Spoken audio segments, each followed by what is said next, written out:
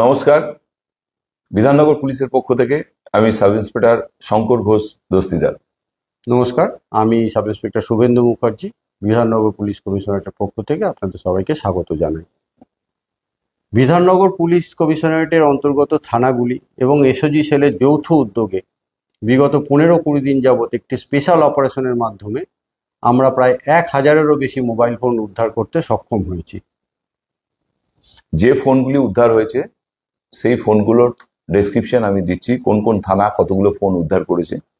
Bidhannagar North PS 75টি phone, Bidhannagar East PS 43টি phone, Bidhannagar South PS 45টি ফোন, ইলেকট্রনিক্স কমপ্লেক্স পিএস 67টি ফোন, নিউ টাউন 74টি ফোন, ইকো পার্ক পিএস 124টি, নারায়ণপুর থানা 46টি ফোন, টেকনো সিটি পিএস 47টি ফোন, রাজারহাট পিএস 43টি ফোন, বাগুইহাটি 166টি ফোন, এয়ারপোর্ট থানা 52টি ফোন, এনএসসিবিআই থানা 17টি ফোন, সাইবার ক্রাইম থানা 8টি ফোন এবং এসওজি সেল বিধাননগর 159টি মোবাইল উদ্ধার করেছে।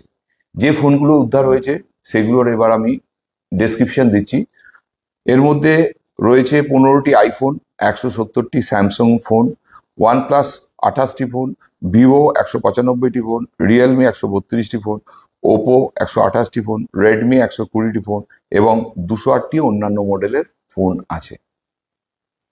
আগামীকাল অর্থাৎ 1 সেপ্টেম্বর 2025 পুলিশ দিবসকে সামনে রেখে আমরা এই উদ্ধারীকৃত মোবাইল ফোনগুলি তাদের প্রকৃত মালিকের কাছে ফিরিয়ে দেব বলে ঠিক করেছি।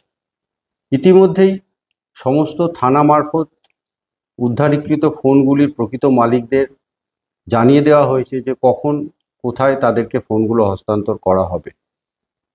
বিধাননগর পুলিশ কমিশনারেটের যেসব কর্মচারী তাদের অক্লান্ত পরিশ্রমের ফলে এই 1000-এরও বেশি মোবাইল ফোন এত স্বল্প সময়ের মধ্যে উদ্ধার করতে সক্ষম হয়েছে, তাদেরকে বিধাননগর পুলিশ কমিশনারের পক্ষ থেকে আন্তরিক অভিনন্দন এবং অসংখ্য ধন্যবাদ।